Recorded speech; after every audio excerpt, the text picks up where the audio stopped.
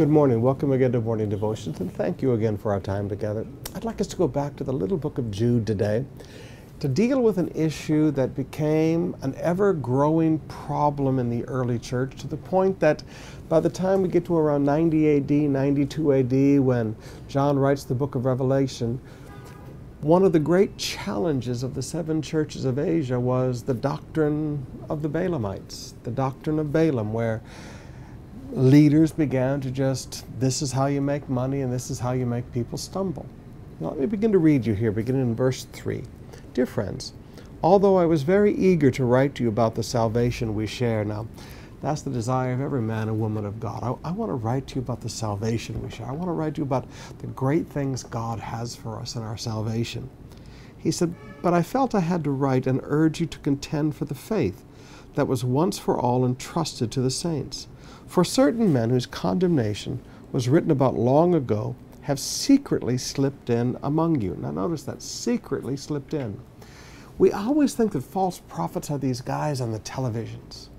You don't understand that false prophets walk in among us. They secretly slip in. Remember, wolves in sheep's clothing, the Bible speaks about. It didn't say wolves in shepherd's clothing. It's wolf in sheep's clothing. They secretly slip in among you.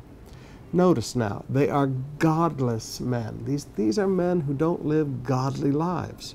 They are godless men who change the grace of our God into a license for immorality and deny Jesus Christ, our only sovereign and Lord. Now, they may not deny him verbally, but the Bible also teaches about denying him by their actions. So you have these people here being spoken of who secretly slip in among the body of Christ, who are godless, who don't live godly, holy lives, and who talk a lot about the grace of God, but they use grace as a license for sin. Now, he talks a lot about some of the old archangels and slandering celestial beings and everything, but come over here to verse 11.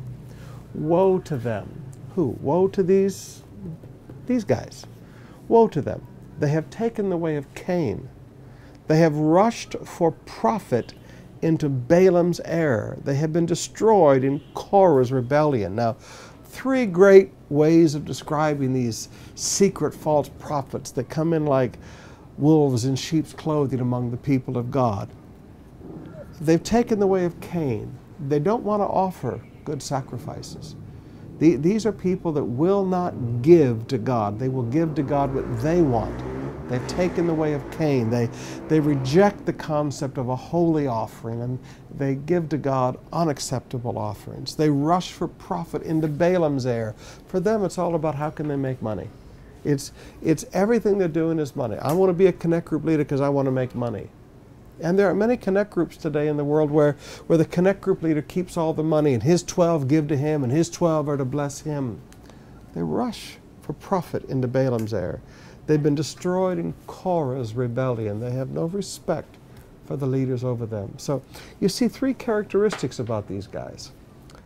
Number one, they never give good offerings to God. They never give acceptable offerings to God. Number two, for them, it's all about money. They rush for profit. And number three, they're always in rebellion against people and authority over them. When you look for false prophets today, maybe quit looking so much at the pulpits and maybe start looking among the sheep.